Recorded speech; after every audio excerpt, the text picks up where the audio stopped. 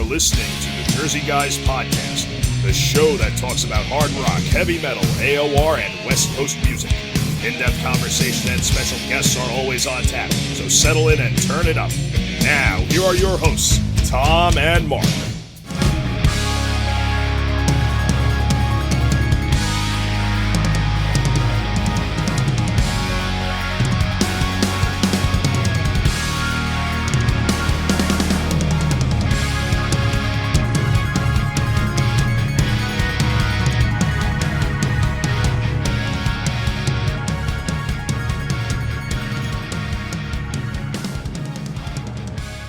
Hey everybody, welcome to the Jersey Guys Podcast. This is Mark Ballo, and I'm here with my co-host Tom Coyne. And we just talked to our guest, Jeff Martin from Racer X, Badlands. Tom, how do you think that one went? Well, if you would like stories of famous rock and rollers, this is the podcast, because He had a lot of stories. Great guest. We went over, his early days with Surgical Steel, which was one of the most prominent can't miss bands that managed to miss. And that kind of morphed into Racer X, which had mild notoriety in the mid-'80s. And his time in Badlands, which were a pretty big band at the time, and a lot of great stories. He was involved with UFO, and I think one of the better shows we've done in a while. Yeah, definitely. Like you said, he had a lot of great stories, and we talked about it, and you'll hear in the interview. Maybe we'll have him back, do a part 2 at some point. He is working on some new stuff, so hopefully in the not too distant future, we'll hear some more stuff from Jeff Martin and company. And this was a good one, and I definitely want to hear some more stories and hear him expand on some of the stuff that he talked about in this interview. So it would be cool to hear a part 2 of this one for sure. But well, for now, let's get to this interview with Jeff Martin, and let's get right to it. Hey, Jeff, welcome to the Jersey Guys Podcast. Thanks for talking to us tonight. Hey, how you doing? Good to talk to you. Good. Thanks for taking the time and chatting with us here. Tom and I, what we do on our podcast is we like to kind of cover, when we have a guest on, we like to talk to them and kind of get their whole career, and not just talk about a certain period or a certain time, So I want to kind of start things off with you, and let's go back to Jeff Martin in the early days, and let's talk about, prior to Surgical Steel, prior to Racer X, and prior to Badlands. But let's talk about how you got into music, because you're pretty interesting in that you were a lead singer at periods and a drummer at other periods, and at the same time even. So let's talk a little bit about that, how you got into music. Okay. Yeah. Jack of all trades, owner of none, or whatever the hell that is. Yeah. I wish I did one thing really good. Yeah. Which is procrastinate. I do that very well. I'm doing it better than I ever have right now, actually. It comes with age. I'm doing it very well, too. No. It comes with age, and it comes with getting beat up too many times, being too close to the top, and sliding down the mountain before you reach the top. My life story. But, I got to play with a lot of cool people. Did more than most get to do, so I guess I got to consider myself lucky. But, I came from a family of a big Catholic family, and everybody I'm the baby. I'm the last of all of them. So I was listening to Pat Boone with my sister, and, talk about way back when I was just a baby, and all my brothers and sisters, Righteous Brothers, Four Seasons. Then later on, when my sister came back from a Beatles concert, completely torn to shreds. Her bouffant hairdo was doing a boo-hoo, and her mascara was all over the place. Her nylons were ripped up, and that's when I got into the Beatles. Is it, man, I'd like to do that to girls. That sounds like fun.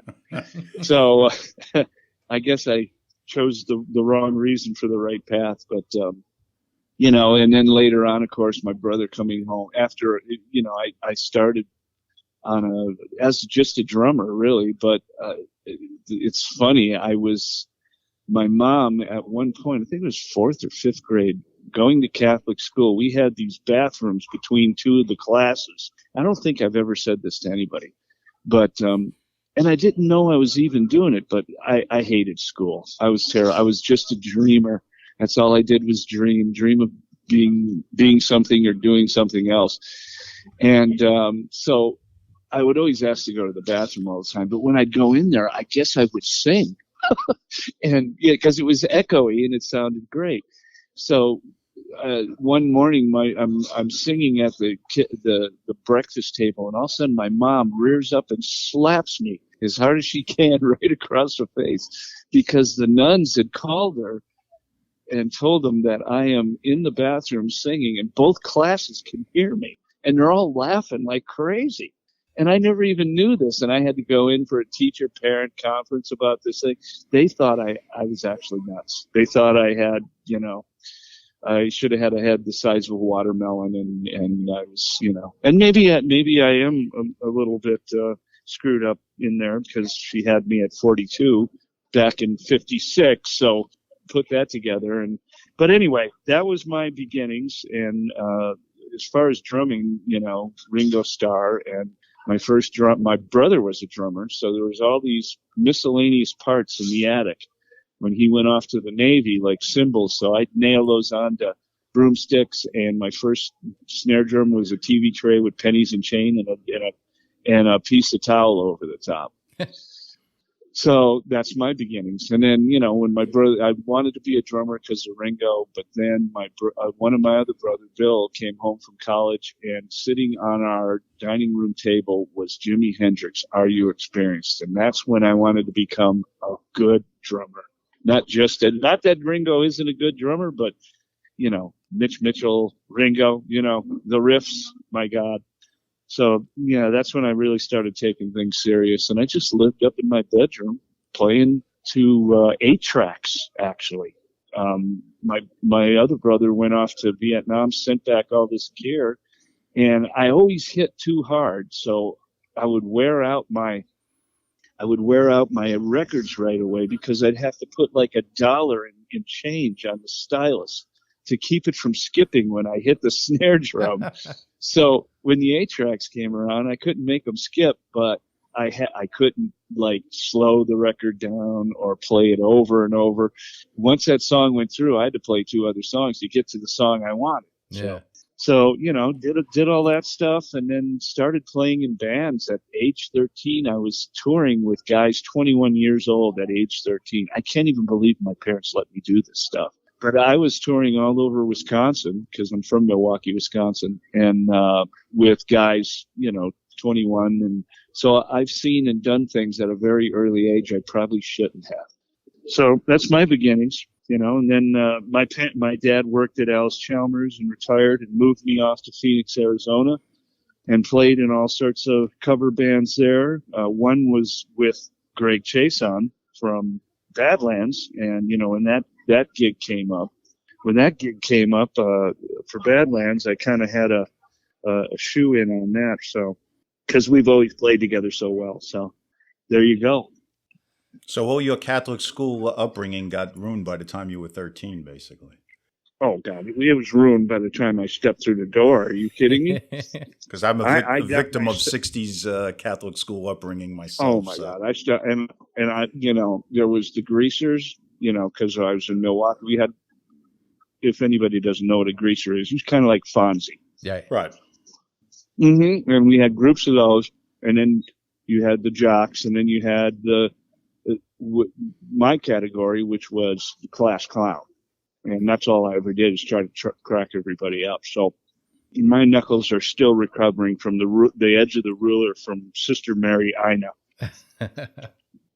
So if you could tell us a little bit of the beginnings of Surgical Steel, which was a band that had all the earmarks of at one time becoming the next big thing, and your association with Rob Halford and different band members, and give us the whole lowdown on that band. Boy, was that a time. I should not remember any of that stuff because it was so good, but I do remember a lot of it. Well, again, I played with Greg, and Greg was in Surgical Steel. They had another singer named Harley Van Kirk who, wasn't working out, got fired. And Greg knew that I could sing because I was a singing drummer. I always wanted to be a singing drummer only because of Don Brewer from Grand Funk. You got it. And he's the one who made me put down my drumsticks. And they all said, well, he dances good. So, and I know he can sing, so he should be pretty good at being a front man. So I was working out with those guys for 2 weeks, and our guitar player, Jim Keeler, was at a place called Mr. Lucky's and met Rob Halford there and told him, hey, we got a metal band, dude. You should come out and see us. So the first gig I had to do was at our manager, who his father created, if you know what a hand masker is. It was at that time called a PC hand masker for masking tape and paper together. And 3N bought that. But it was in their warehouse, set up on those big rolls of paper that they make the smaller paper out of. And I made some kind of a bondage suit just out of the blue from the hardware store in Tandy's leather shop. You know, one of these, just something that looks metal. And the first time I had to sing as a lead singer, Rob Halford was right out there hanging out at this gig. So, and from that time on, we just hit it off. He tried to help us a lot, but you know, the powers that be, once again, you know, trying to get to the top of that mountain and sliding down the other side.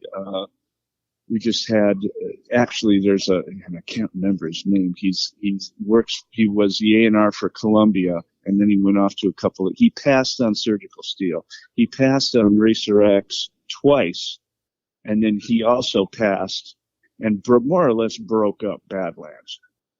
And I can't remember his name, and I shouldn't say it anyway, but he's the reason I've eaten more, you know, loaves of top ramen and dime burritos than any other human being on this planet.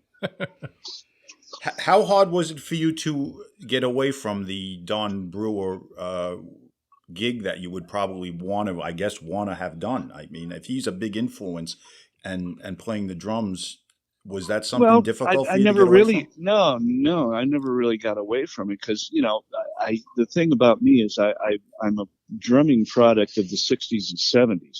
I never played drums in the 80s, maybe just at the very end when I got into Badlands, but that was even, I think, 90 or at the end of 89 or something like that. I'd have to look at the map on that. But so the whole Don Brewer drumming thing, and those kind of drummers and singers, that's where I came from. Vocally, I came from Priest, and I came from Deep Purple.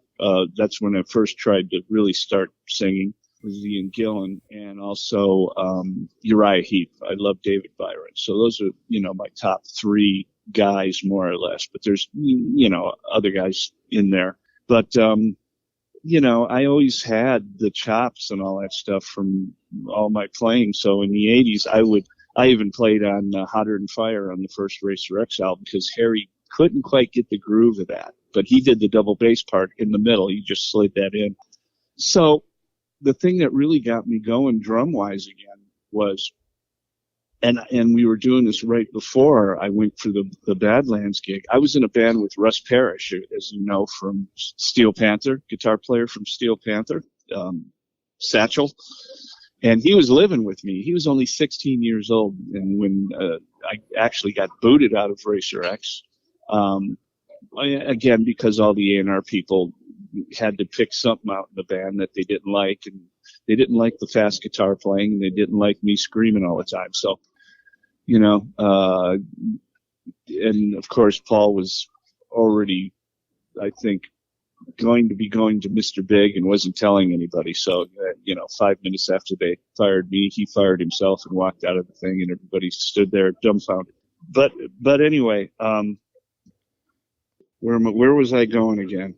We were on the tail end of Surgical Steel, heading toward Racer X. So yeah, heading towards. Oh yeah, we got Paul decided right before I did the Badlands thing. Paul decided he got sick of just playing riffs at all these guitar seminars at MI and other places. So he said, "Hey, let's just put a band together, a goofy fake band.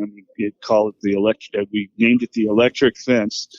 And we learned like 165 songs, and we had this whole spiel. We talked English. We all wore, which you could find in L.A. at the old clothes shops, all the old lady Panther, the furry Panther clothes, and Fez hats, right? And Fez hats and all sorts of goofy crap. We just, And our whole thing was we'd all get a tape of all the songs. We'd all have a cassette tape of these songs, learn them for about 3 or 4 days, get together for one rehearsal, and then do these shows. And we did 5 of those. And that really got my drum chops back because we were playing all the songs that taught me in the first place, and I got to relearn them. So by the time I was going into Badlands, I was already playing the right kind of style to get that gig, So there you go on that whole thing. And then, of course, there's a lot of guys up for that Badlands gig, but I knew Greg and Jake both have a sweet tooth, so I had to audition for 5 days. And every day I brought in a new, I like to bake stuff, upside down turtle brownie one day, something else. I figured they'd keep calling me back if I kept bringing something good to eat. And you know what? Ray was never at any of those at first. And here I learned that whole first Badlands album, which I've learned a lot from Eric Singer about how to create a good song drum wise and, not play the same beat all the way through it, unless it warrants it. But learned a lot from him. But I never played one of those songs the whole time for those 5 days. It was all the Voodoo Highway songs. And what do I come up with for it? And so on the 5th day, it should be on the 7th day, but this is not, the creation of the world. On the 5th day, here comes Ray through the door in his just distressed white long leather jacket, smiling away at me. Sits in. This is one song I forget the song we had been working on. He sits down and he's never heard the song himself and just starts nailing the son of a bitch. I mean, from top to bottom, he gets the verses, the choruses, all the lyrics I thought were lyrics, but he does this thing called jibba jab. And to this day, most of that stands, and it's hard for him to find the words that fit with his jibba jab. But that's how good he was at hearing a song for the first time and just nailing what the song is going to be vocally. Well, just listen to the Dusk album, and you get to hear what you're talking about. Oh yeah, there's some poor little Japanese kid that wrote all those words on that album. 50% of it, he should be getting publishing. Because half of those words are just, "Hey, Mama, I went to Congo, and then I came down to the river." And the whole center. It's John Lee Hooker. Oh, that's an old John Lee Hooker track. Singing good sounding gibberish. Yeah. Mm-hmm. Yeah. So anyway, that was that whole deal. And then as soon as we finished that song, Jake goes to Ray, "Well, what do you think?" He said, "I like him." That was it. And you're in. Not you're in. Yeah. So anyway, that's that. Well, yeah, let's go back to, because we jumped ahead a little bit to Badlands, but let's kind of talk about, and I know Tom was big on Racer X, so let's talk about that period of your career. Yeah, that was crazy. I guess Paul had been, or Mike Varney, who I had done got a couple songs on his label before I did any Racer X stuff. I can't even remember. One was called, I thought, Laser Lady. I think the first one was Laser Lady. And another one was The Beauty, the Power, I think. And through St. Michael and a couple other bands that, Greg was in too. And so he sent me these tapes. And it's funny because the first song I wrote to was the working title was "Don't Change a Thing," and of course that one never flew, and we never recorded that song until the very last song of the very last Racer X album, which is called "Endless." And I could just never write anything other than what I first came up with, but it was kind of goofy and never worked. So Paul came up with something, and then it got rolling. So. But yeah, when I got that tape and listening to Paul, I was just going, "Oh my God." And I'm in Surgical Steel at the time, which, we were good for that area, and this big fish in a small pond. We got a movie that we did with, Clancy Brown, the guy who was in Highlander and was the Kurgan that ate small children and did all that stuff.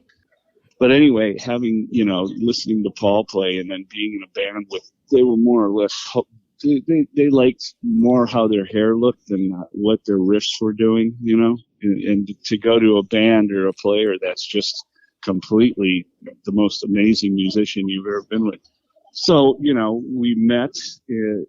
I drove my motorcycle. I had a GPZ all the way from Phoenix, Arizona to LA. We met first thing in the morning. He could only get the sound stage at the old part of MI on Hollywood Boulevard. We'd meet there 8 o'clock in the morning. I had to sing at 8 in the morning. I'm not a morning singer, as a lot of singers aren't. And I wrote a few things, came down there, and I didn't know it was still, I thought I already had the gig, and we were going down there working to put the album together. And Alderetti was there, and Harry Chaisson, who I'm working with right now, by the way.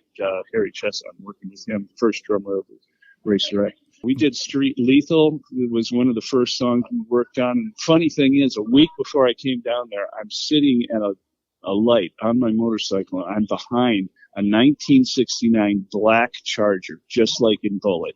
And the abbreviated license plate on it was Street Lethal. And that's when I came up for the title for that. And so really, I went to visit my brother after that first meeting with the band in San Diego, and I got a call from Paul, and he goes, "Hey, you're in. We like you." And I go, "Oh, I thought I already was." It was just like, okay, all right, let's get to work. So I came back there, did some other things. So really, from then on, didn't need a lot to do a lot of rehearsing. Those guys did the rehearsing on their own. They figured I could just, do my vocals the way I'm going to do them in the studio. And everything was done over the phone or over the mail with cassettes. And, came back over. We got in Paul's old Buick, which had a hole right by the accelerator pedal, so you could see the white line if it was foggy out and still drive, because the hole went right through the floor to the ground. That's an interesting feature. Oh yeah, he gave that away on KNEC. As a matter of fact, I hope he had a disclaimer on that thing. But so we just drove out, did that thing. Oh, actually, no, that Buick was the second album. The first one was John Alderetti's VW Bug, an orange Bug that he had, and we went.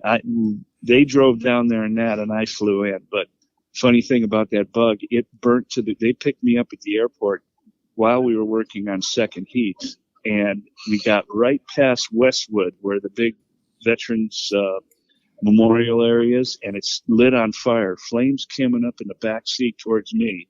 Alderetti pulls over. They all jump out of the car. I'm stuffed in the back seat with 3 guitars and all my stuff. I throw everything out, and we watched it burn to the ground. Wow! Right there.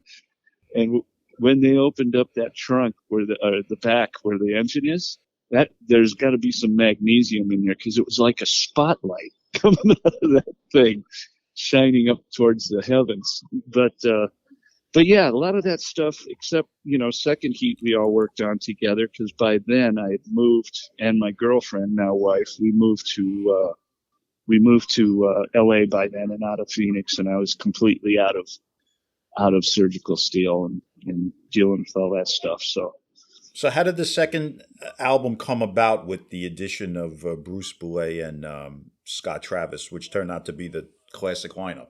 Yeah, Paul Bruce was at MI. He was from Indiana. His dad is a noted duck decoy carver and painter. If you want to know some weird stuff about Bruce, I got a couple of his ducks. They're worth like a lot of money. But anyway, he was at MI, and Paul and him would play together, and you go, wow, really good. Bruce was always good at sweeps, and sweeps were kind of the new thing. It's kind of the easier way of showing you can play fast and do insane stuff, but Bruce was really good at them.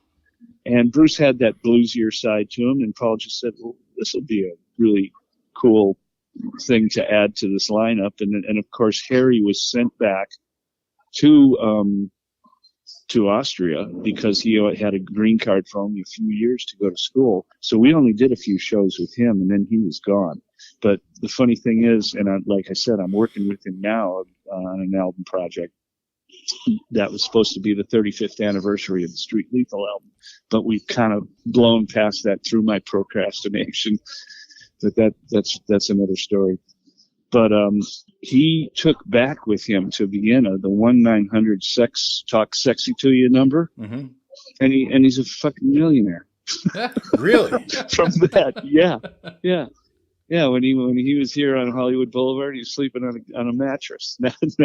Now he's got all these Porsches, and he's got a beautiful place up in the Alps, and lives in Vienna, and it's just so funny. But yeah, I'm working with him and a guy named Milan Polak. We're calling it Lethal X, or it'll be called Planet 12. I'm not sure. I'm still in the throes of it, but really, really great stuff. And Paul is actually playing on 2 songs on this album. So now on this second album, I just wanted to ask you one question real quick. The song "Heart of a Lion," which everybody knows was penned by Judas Priest, which is a tremendous song. How did you guys actually get that onto your second record? Well, I had the tape of it. I had the tape of that one, and there's another one.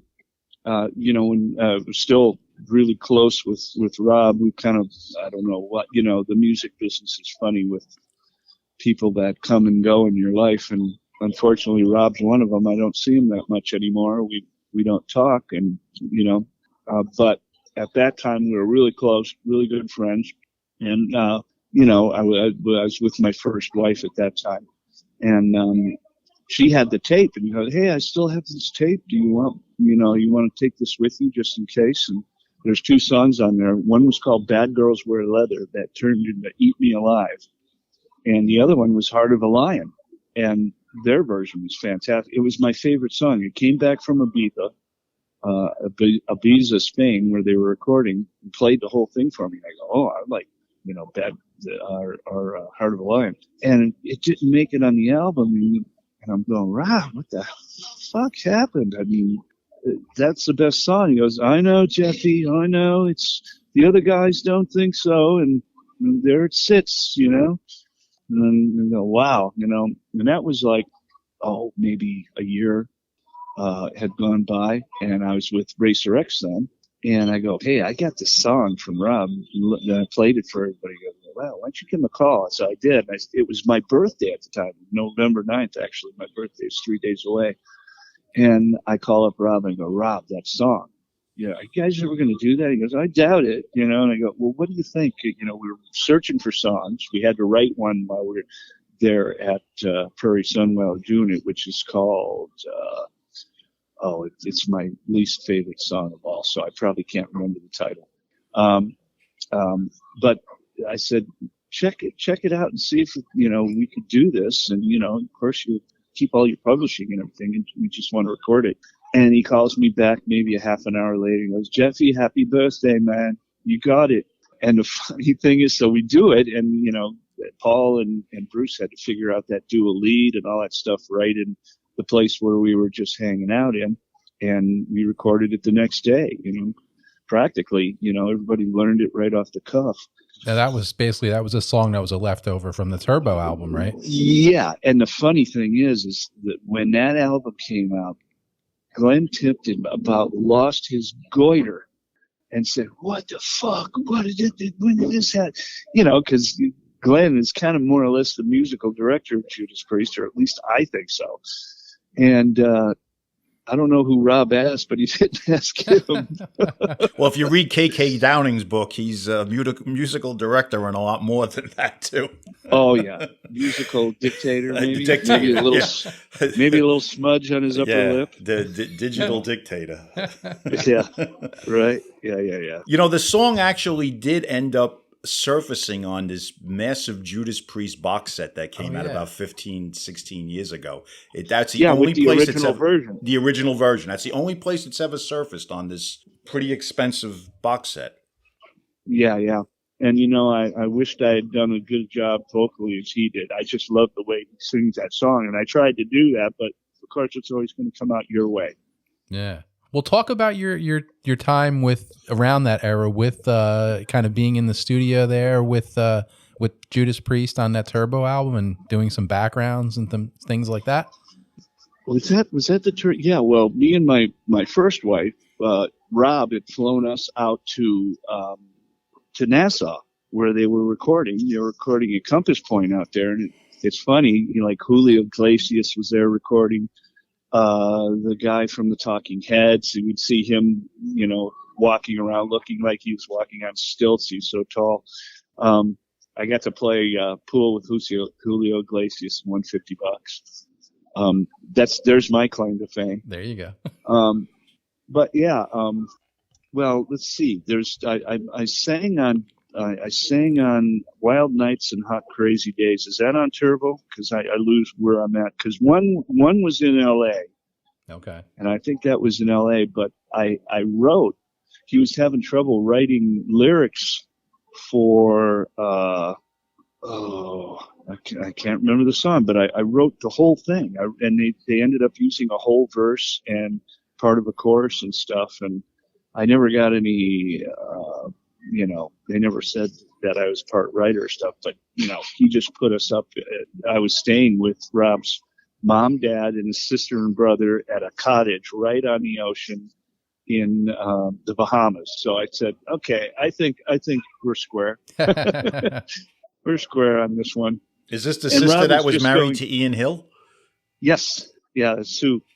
Yeah, it's Sue. Great people. We're like family, they're just such good. Yeah, I mean, Rob's parents were, you sometimes wonder, well, how did this guy become who he is, and why is he such a cool guy? And then you meet his parents and you go, oh, okay, that's why. Okay. They're just sweet, just the best, just unbelievable. They're both passed now, but just the best people. And so anyway, yeah, I was out there, and that's kind of how I got into writing on that one. And I don't think I sang on that one. I remember the producer saying, Robbo, you two guys sound like a couple chicks in that. This was Tom Allen, I guess? Yeah, it's Tom Allen. Robbo, hey, Robbo. He's got his whole quart of Crown Royal sitting right up on the desk with a shot glass, and that'll be done by the end of the night. Yeah. But it was an era when sounding like chicks was a very positive thing. Yeah, well, I was going to say that, and looking right. Yeah. Oh, absolutely. While still screwing chicks. Right. That's the triple play right there. There it is. Mm-hmm. Yep.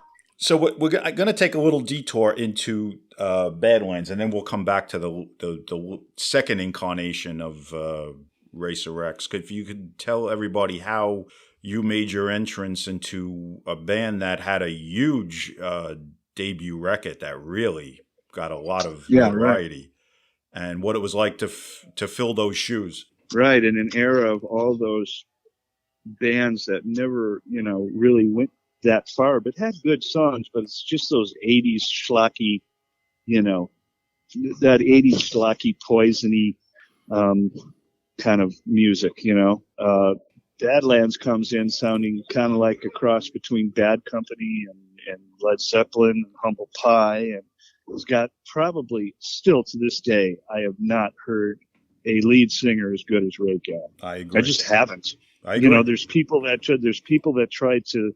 There's the Dino Jurassic guy who is just fantastic, and he's working with Whitesnake, and he just nails that stuff. But there's still something there's that Janis Joplin element that Ray had, that rusty Southern comfort attitude and the unpolished part of Ray that just exudes from somebody like, the lead singer of Bad Company himself or any of those guys that they just have that you'll never put your finger on. Well, that was that Steve Marriott thing that he had going on too. Yeah. Yeah, that too. He had so much of that going on. And then, if you listen to that Eternal Idol album, the Gillen years, Jesus Christ. I like Tony Martin. Oh my God, but he annihilates Tony Martin on those songs. I'm sorry. Well, it's just amazing, and it's amazing.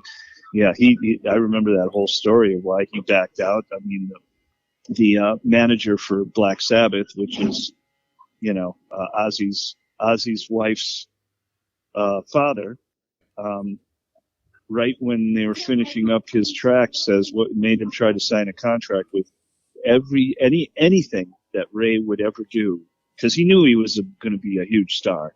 And I don't think Age was around yet. So he tried to get 50% make him sign off 50% of anything, even if he owns a Taco Bell. Sounds like Don Arden. Yeah. He was going to get 50. Well, it sounds like his daughter. His daughter, yeah. Yes, that's true. Mm-hmm. Yeah. The nut doesn't fall far from the tree. No, not at all. Right. So that's when he says he wasn't going to sign it. And he said, well, we'll get another singer. And he said, well, go fucking get one. Because he's one of you Jersey guys or New York guys. He's not going to take shit. God bless him. Oh, yeah. No, I mean, I agree. I mean, Tom and I mean, we both very hold Ray Gillen in really high regards. As far He's my as favorite singer. Yeah. And that says a lot because I go back to the mid-'60s. So it's a lot of Dude, singers. I've got some of our old, when we're working on songs, his jibba jab stuff that you just wouldn't believe. I mean, because that's when he can really go off, with more of his trills and all this stuff, because he's not focusing on words. He's focusing on melody and movement. And he was just the king of that stuff. He was. So, yeah. He really was. So anyway. And, he was. Yeah, and I roomed with him. Him and me were roommates through the whole thing. I've seen things I'd like to forget, and that whole Age thing is just no one talks about the mental part of that, and he just never came to grips of having that thing. And we pressed him time and time again, and he would never come across and tell us, "Yeah, I'm sick." And he was such a charismatic, awesome dude that he would never hurt anybody, but there's just, I've seen him with girls doing it unprotected, and I'm just going, well, he can't have it because he is this awesome guy who would never hurt anybody. But that's why to this day, I think there's some mental thing, and they could give it its own name, that people that have that and can't come to grips with it, had. Well, he's kind of a guy who had everything going for him, because aside from that voice, he had the looks. Oh, can you imagine where he'd be now? He'd be with Queen, or he'd be with somebody just absolute, because there's a handful of people on this planet that even live or dead had what he had. Yeah. And that's all there is to it. And then you get into his looks and you go, holy shit. Stage presence. What it is. Right. The guy had everything. He had everything. I don't know if you're ever familiar with, he sang in a project called Phenomenon. Did you ever hear that? No, I didn't. It was an AOR project in the UK in the late 80s, put together by Mel Galley from Trapeze. And it was all AOR. It wasn't hard rock or metal. It was AOR. Mm-hmm. And Glenn Hughes was on it. John Wetton was on it. And Gillen, I think, sang 3 songs on it. Totally stole the show. I was the best singer on it. And he was with legendary AOR singers. So the guy could do, dominate anything. Whenever we played in London, which we did which is a long story. We'd have to do a whole nother thing about the London trip, because I had quit riding home on my motorcycle. This is a short synopsis. Get halfway home.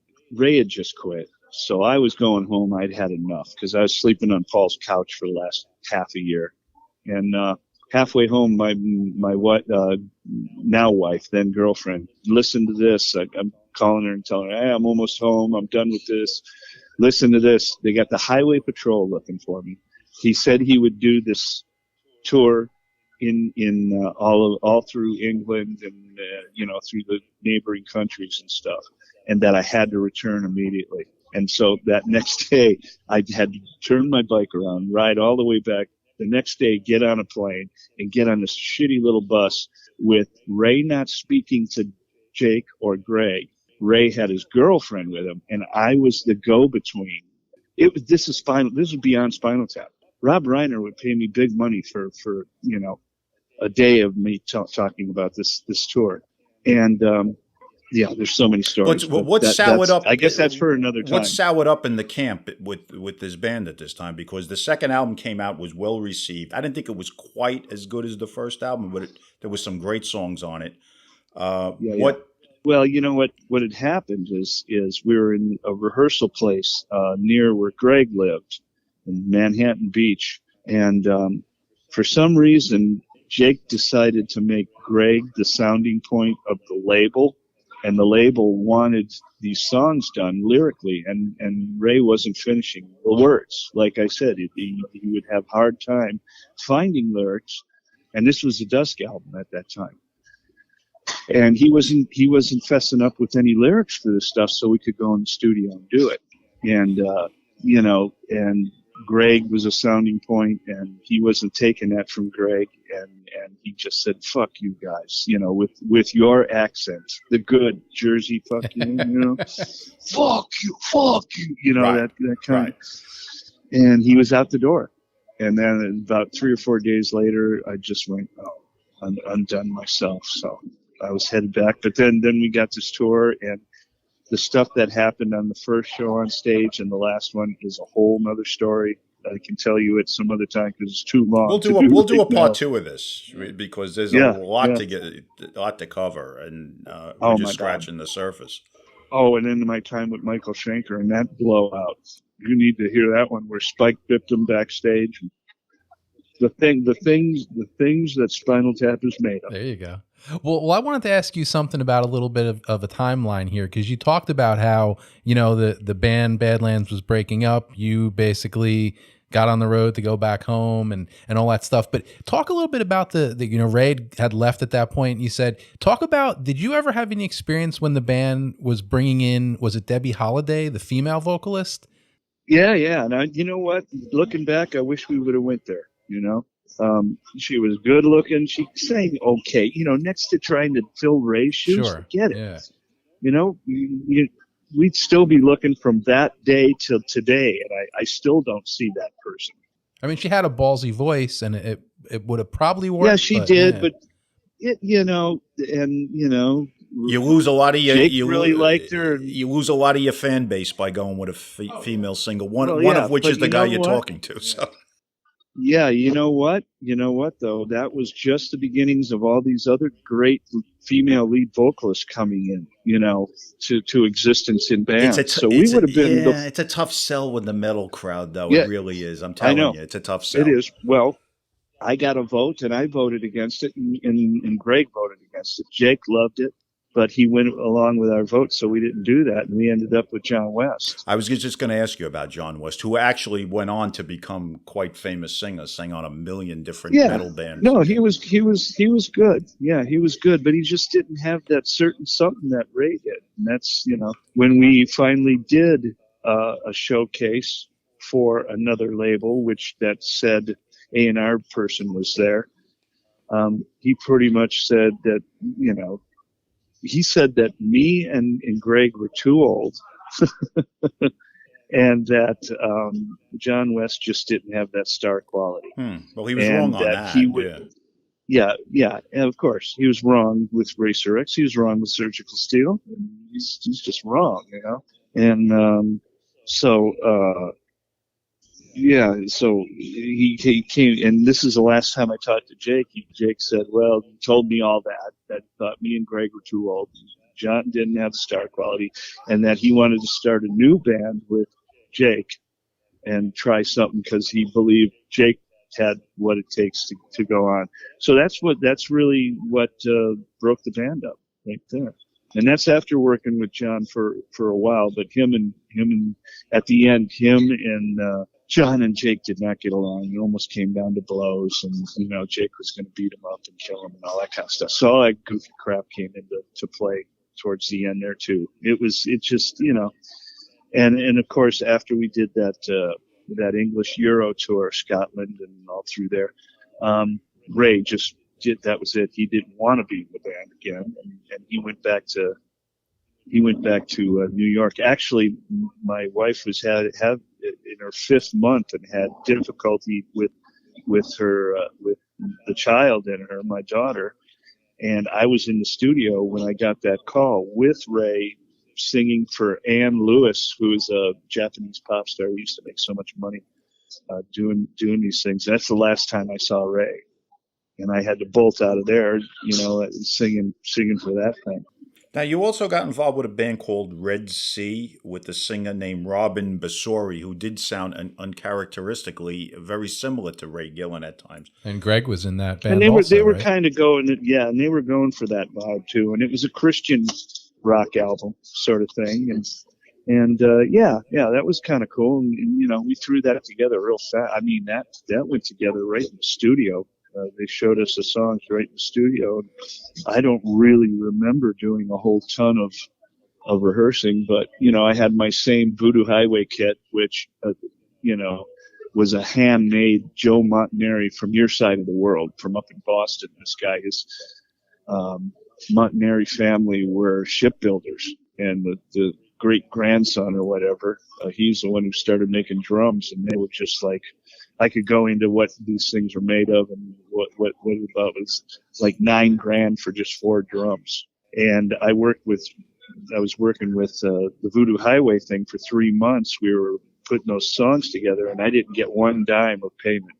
And when we went to go in the studio, I said, I saw those drums because they had just come from the NAMM show, and they ended up at Guitar Center. I said, you can pay my first 3 months with this drum set, and we're even. So I still had those drums, which sound, I've never heard another set sound like them. I could pick them out of a million, albums if they were played on it. And I used that kit on that Red Sea album. You can hear the same sound as the Voodoo Highway album. That Red Sea album had great production, had really big rhythm section production out of the bass and the drums. Yeah, no, it did. It was good, and it had some cool songs too. And did you and Greg kind of come along as a package? Yeah, I think so. Well, you can hear by the songs they were going for the Badlands thing. So, the thing about me and Greg is when we play together, it could be a song we just heard, and it sounds like, because Greg knows the way I play, I know the way we follow each other. He likes to follow me. Actually, he plays drums now more like me when I was younger. Oh, really? I gotta listen to him and go, oh yeah, I forgot that one. And so he knows what I'm gonna do, so he follows along with me perfectly, and it sounds like we've been working on these riffs together forever, but that's not the truth. It's just the way we play together. And it always has been. And that comes from playing together, me just out of high school, playing Desert Boondockers together with all sorts of different bands and playing UFO stuff. I mean, that's why I got the UFO gig. I was, and went and toured with them after the Covenant album. Abesley Dunbar played drums on that because I just had that stuff down from playing it with Greg and Jim McMillan for so many years. What was your experiences on the road with the bulk of the classic UFO lineup? Oh, it was fun, but it was quirky. It got weird. I bet. This was a little strange period of time. Michael has just come back, and if there's anybody I'd like to play with again, it'd be him. And in the studio, he's just a dream to work with. He's so creative and loves all your ideas. But at that period, I think he had a lot of anxiety and was taking drugs for anxieties and stuff like that. He was at that time using a mascara pencil and putting a little cross between his eyes. I remember. He said it was his third eye. I remember that. Yep. And just weird stuff. So one of the things about this tour was nobody could drink. There's no drinking, no drug doing or anything. So Phil Mogg snuck a beer, and Michael saw it. So, oh, he gets a beer, I get a beer too. Yeah. And before you know it, it was 2, then it was 3, then it was 8. So drinking took off. They had a unspoken wall between the 2 dressing rooms that no one waded into somebody else's waters, and just stuff you can't explain unless you were their roadie for all those years to find out what made you this pissed off, and you want the money because you guys are great together, but you just can't stand to be around this person. And that's another long story with that whole last gig where it was Thanksgiving night, and we were playing in Manchester, I think, just about to go back into London, and Spike came into Phil Moggs and Pete Way's side of the fence. And Pete was kind of like, he was definitely lukewarm water. he was in the middle between, it was definitely between Phil and Michael, whatever these controversies were. And, Michael decided to wade into their waters while Spike was in there, and Spike just had broken his leg. He had a cane and had a Spike, of course, is from the Phil Moggs' nephew. Oh, okay, right. From the Choir Boys, right. Yeah, and Michael came in there drunk and shit and pushing people or doing something that pissed off Spike, and Spike just hammered him. I wasn't in there. I was in the bus at the time, hearing the wine glasses clink at home. And if you've ever been out on the road for a while, you wish you were home for Thanksgiving. I'm feeling forlorn, and someone runs in the bus. Schenker just got bit by Spike and knocked the fuck out. Well, Phil Mogg had done that to him numerous times in the 70s also. Oh, yeah, probably so. And he ran off into the night, and we thought he was gone, But the next day, he shows up for the gig, No, that was Manchester where he shows up for the gig. And, we heard he was in the house. Everything was set up to go. And I don't know, we have intro music come on, and Michael comes to the front of my drum stage, and he's got these big sunglasses on, and he pulls down his glasses, dude, and I'm not kidding you. It's one of those bologna sandwiches you get in a magic shop for a shiner. It's the biggest black eye you've ever seen in your life. It looks like a volcano of brown and blue. And just complete, and he's smiling at me, and I go, "Oh, great! These, everything's cool." But by the third song, the pain pills they gave him, and along with the beers, kicked in, and the rest of the show is him running at Phil Mogg as hard as he can with the front of his guitar, trying to stab him, and Pete Way trying to hold Michael back from doing this, and Pete Way's bass sounding like a water buffalo in heat. Wow. I mean, you talk about Spinal Tapish stuff before. I mean, geez, you imagine sitting there behind the drum kit watching all this go on. Oh, and here I am with one of my favorite bands of all time. I'm the drummer of my favorite band, and this buffoonery is going on, and all these people in the audience are just getting hosed, and I'm get the professional side of me hates that. It's all about the fans first off, doing a good show for the fans. And at one point, the whole crowd's going, Schenker, the whole crowd, because they're watching this,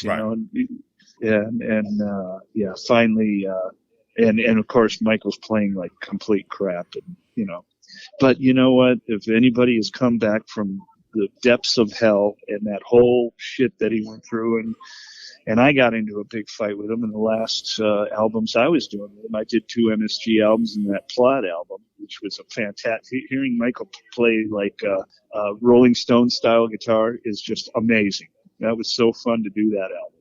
And, that was a little heartbreaking. But, he's come back from the dark side of Michael Schenker, and now he's shining like a new penny. And I love seeing it.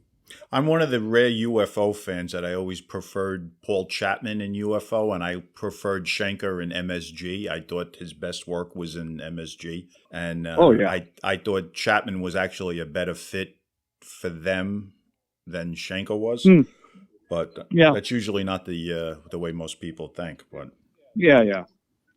Well, there's nobody that plays like Schenker. No, there isn't. And it's the way, I've played with, look at the people I've gotten to play with. I mean, I got to pinch myself sometimes. How did I get to play with all these great guitar players? And they're all so different, every one of them. But Schenker is the most different from all of them. He would use the same strings on his guitar, and he wouldn't break them.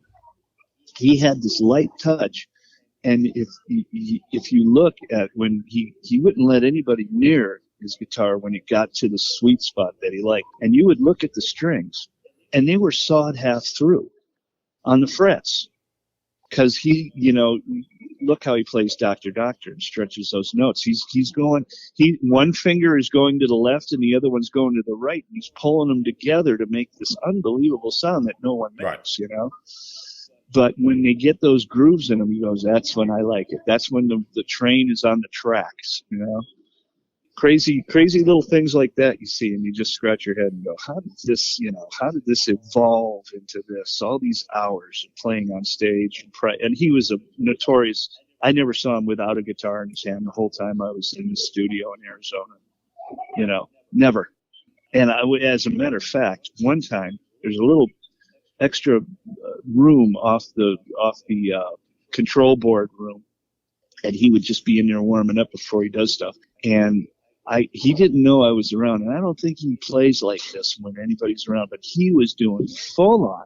And I'm not even kidding you. I know the difference between people trying to play like Paul Gilbert, his fast playing and his picking and his stretch notes and all that kind of stuff.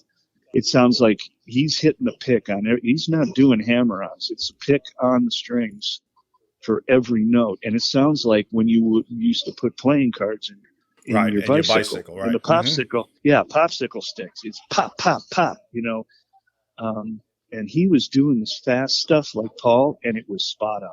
But you never hear him do it on an album. No, he always he always played with like a type of like melodic sense to his playing, and didn't do a lot of overplaying, which I like, because I think some of the best guitar players are the guys that don't overly play. Well, I tell you what, my favorite guitar player right now, and I can't even tell you his name, but have you heard of the band Messa? Messa? No. An Italian band?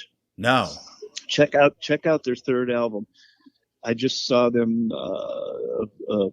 My daughter turns me on to these bands. This band is the female vocalist, really tuned down, but it's the most well-rounded guitar player I have ever heard in my life. And this guy is just a kid. I'll tell you right now to go get I think it's called Close is the album, and it's just an amazing album. But the guitar work on it, and the tones that he chooses to use, and even the bass play, everybody in this band, the drummer sounds like he's Keith Moon with a whole shitload of drums, but he's got a 4-piece kit, and he's just unbelievable. It's my new favorite band. They're just amazing. They're that extra thing I always look for in rock and roll. Wow, interesting. Who's your favorite drummer of all time? You know what? You talk. I'd have my daughter talk to you right now, and he goes, "Don't ask my dad whatever his favorite thing is." I don't have a favorite anything, because everything's always a mix with me. Well, throw three in there off the top of your head. Bonham, Ian Pace, Mitch Mitchell. There you go. Oh, very close to mine. Three. Very close. Don Brewer, Ginger Baker, those guys. Those guys are the guys I love. Okay. So I always preferred Buddy Miles with Hendrix than Mitch Mitchell. So that was never. And I worked in the studio where Ainsley Dunbar was in there and telling the story. And of course, I didn't want to bust his balloon by saying, "Thank God Mitch Mitchell became the drummer," because man, he added so much in those early ones. And Mitch even said, "I overplayed a bit," but he made it fit. I would love to see one camera on Mitch Mitchell at the Monterey Pop Festival, because every time the camera pans past him, he's just his nuts are flying. Yeah, no, he's a madman. He was an absolute amazing. madman. He had great sound too. Great snare drum sound. Yeah, absolutely. But of course, having Kramer there running the knobs with him, right. I got to do some work with Scream, and he was their producer and engineer, and half the time we were like, me and Ray sang on those albums together, did a lot of backgrounds, and it was like kids around a campfire with the guy with the Smokey the Bear hat. Right. Just, can you tell us a story about when you were on a van with Led Zeppelin and you blah blah, and it's just like, oh sure, he's getting paid, he doesn't give a shit. Talk about stories, oh my God. You were involved with that. That was the Scream album with Karabi and Aldretti and Boulez. Yeah. Me and Ray did all those. Me and Ray did all those backgrounds together, and we sang together on everything. We never, we were good together singing on stuff like that. Even though they didn't let me sing on the Voodoo Highway album that much. And then there was a second Scream album. I actually have a demo CD of it, but it wasn't with Karabi. It was with a different singer. I think we're on that one too, because one was at one studio, and the other one was at Cherokee, and the other one was way the hell out on Mulholland Drive as you're coming out of Thousand Oaks. It was all American. Okay. It's the Three Dog Night studio. Yeah. I mean, it's just Three Dog Night shit all over the walls. It was their personal studio that once that band wasn't working that well together, and the one guy was doing so many drugs, he didn't even know what a studio was. They started renting it out to other people, but. Well, Jeff, we touched on a little bit earlier. You talked about what you're currently going to be doing. Can you expand upon that a little bit? What you got going on right now? Yeah, I was, the 35th anniversary for Street Lethal album came up a few years ago, and it was a few years back, like right before COVID, I think, and we started working on this thing. But the only reason I started it is because the guitar player that Harry Chaisson, he's the original drummer from Racer X, he was working with this guy named Milan Polak, and he's also an Austrian, but he lives in Italy. I still haven't met him in person. And we did one song called 90 Tons of Thunder. I just wrote something to something he had, and I said, man, this sounds like early Racer X, And he doesn't want to. He doesn't even want to really be thrown into that thing. But, I just said, well, we can start from zero, or we can have some kind of a track record to pull people in to buy this thing. That's your choice on something like that. So, get over it and we'll get on with it. But anyway, we did that. It turned out so good. I go, well, why don't we try to do an album, and this 35th anniversary is coming up. We can call it Lethal X, and the cover I'd already had done. It's a new F1. It's like the first cover, which you remember is a really goofy looking race car with a guy in it coming out of Chicago, or where the artist is from Chicago. So I said, well, let's have much better artwork of a newer F1 car, and you're in the cockpit with the driver, and the driver is looking in the rearview mirror, and in the rearview mirror is the car from Street Lethal album. Like he's behind him, we're moving forward, and so that was the cover, and it was going to be like a tribute to that album, and not a Racer X album. So, but now that we're past that, I'm trying to see where we should go with it. But the songs that I've written with Milan, him and I write together like I've written with nobody else on this planet. These songs are just fantastic, and hopefully it'll come out. I'm just trying to sing. I need to sing 2 more songs. Okay, you have a timeline on it? No, not really. The bass player I'm trying to hook this thing up with, his name is Polo Jones, and he's a half Cherokee black guy from San Jose that I got hooked up with and did some things with, and he's just an amazing bass player, even more amazing human being. And he is, if you've ever heard of a musician from Italy called Zucchero, he's the musical director for him. He's kind of like a European, what the hell is his name? From Jersey himself. God, me and my brain. I get Bidenisms all the time. There's another one. Me too. Brain just completely farts.